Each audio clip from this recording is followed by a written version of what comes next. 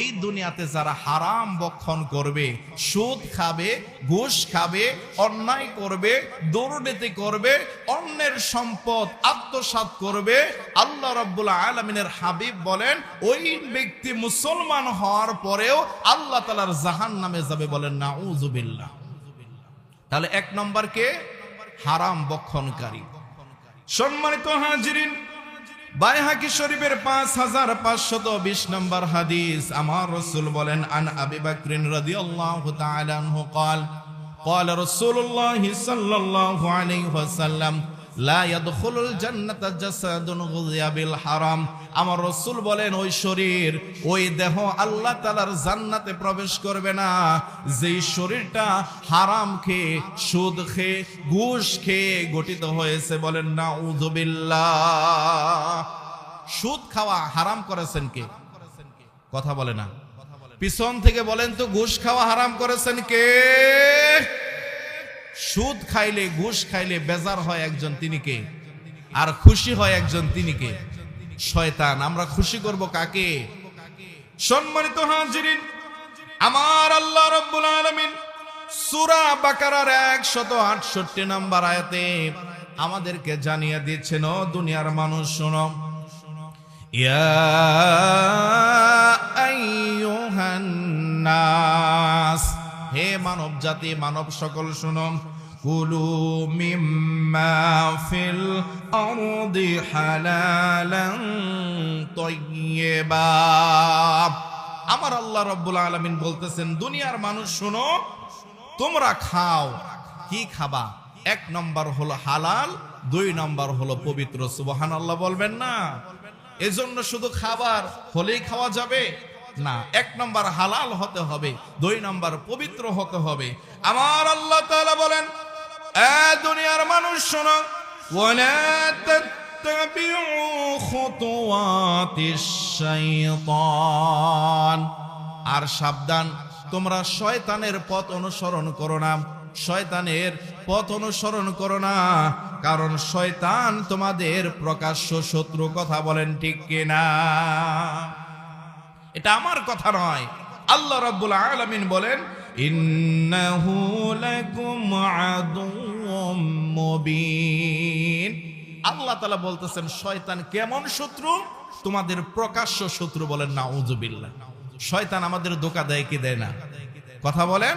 এই শয়তান একদিন আল্লাহ তাআলাকে বলতেছেন, আল্লাহ আপনার ইজ্জতের কসম, আপনার বরত্বের কসম, আপনার মহত্বের কসম করে বলছি, আপনার বান্দাদেরকে জীবনের শুরু থেকে শেষ পর্যন্ত ধোঁকা দিয়ে তাদেরকে বোকা বানাইয়া আমি শয়তান একা জাহান্নামে যাব না, আপনার বান্দাদেরকে সাথী করে সবাইকে নিয়ে একসাথে জাহান্নামে যাব। বলেন নাউযুবিল্লাহ।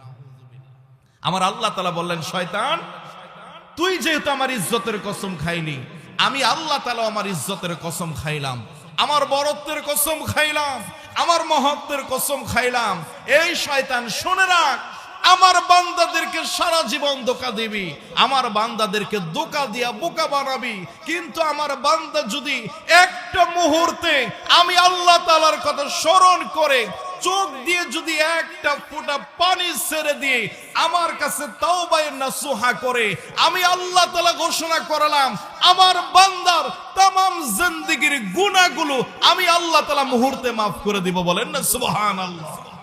এজন্য তওবা করব কার কাছে? কথা বলেন, তওবা হবে কার কাছে? সম্মানিত হাজিরিন, এজন্য আল্লাহ রাব্বুল আলামিন বলেন, এ বান্দারা শোনো, শয়তানের পথ অনুসরণ করো না, কারণ শয়তান হলো তোমাদের প্রকাশ্য শত্রু।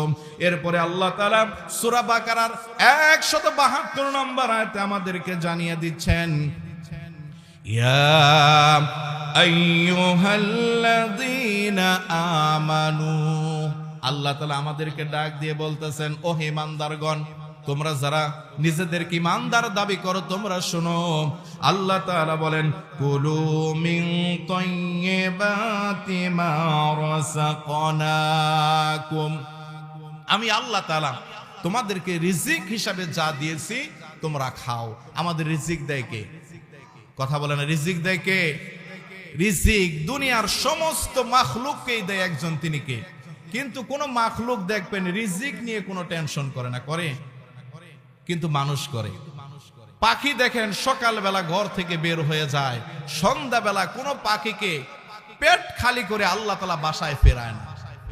সমস্ত প্রাণীদেরকে রিজিক আল্লাহ তাআলা বন্টন করে। মানুষ সৃষ্টি করার 50,000 বছর আগে আল্লাহ তাআলা রিজিক সৃষ্টি করেছেন। বান্দা দুনিয়াতে যাওয়ার পরে কয় লোকমা খাবার খাবে সবকিছু আল্লাহ তাআলা নির্ধারণ করে দিয়েছেন।